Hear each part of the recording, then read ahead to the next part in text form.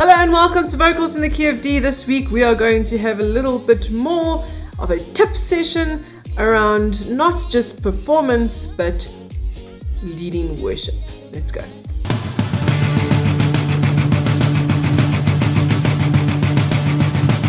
Okay, as I spoke about earlier, we're going to talk a little bit around leading worship. And there's a couple of things that are very different to just performing, although if you're a Christian artist, not too much difference. But there is a difference between leading worship at church and performance, right? Because you have to sort of put on a little bit of a show when it's performance. But when it comes to worship, it's not a show. When it comes to worship, it is getting people to God, right? Tip number 1, pray the word. Make sure that you are praying the word. Some people say that special saying, God helps those who helps themselves. And they say that comes from the Bible. It actually doesn't come from the Bible. Just a little side tip there. So don't pray anything that's not biblical. It's really important to get stuck into the word. Maybe prepare a verse that you're maybe going to pray around, worship lead around, etc. But make sure that you're always praying the word and stick to the word. Number 2. Know your songs. Make sure that you know your songs. So many times, us as worship leaders, and I count myself in that one, where we don't know our songs well enough. Especially if it's a new song, make sure that you practice, like we spoke about last week in the performance side of things. But it's also important for you to make sure that you know your songs that you're doing for Sunday, and to ensure that you practice it, whether you're practicing a lead or practicing a harmony. Doesn't matter, still practice. Also know the structure of the song. So number 3, know the structure of the song. You don't want to go have a whole interlude section and then all of a sudden you're singing there. Kind of puts a damper on the whole team. And if you're doing backing tracks, if you mess up there, you messed up everywhere. So make sure you know the structures of the songs, when the verse comes in, when the interlude is, when there's an instrumental, where the bridge is, how many times it's sung, etc.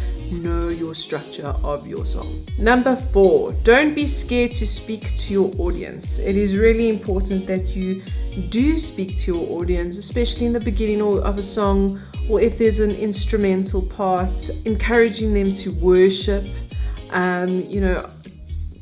Maybe give a bit of guidance. Come on, let's raise our hands. Come on, let's lift our voices.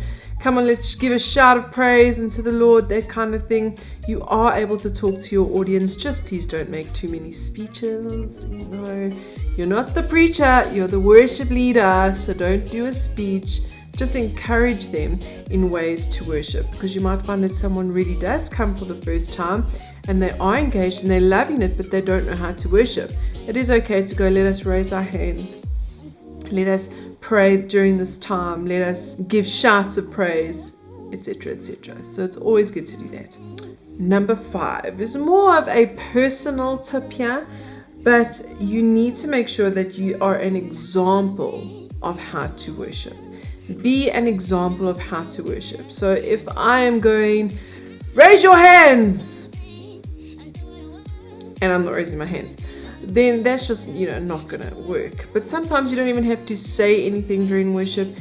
Just you raising your hands, just you in that moment on your knees during a time of worship, just you shouting your praises to God. Just that example will actually help people and encourage people to do the same. Again, especially if there's new believers or believers that are new in the faith, they don't necessarily know how to worship God.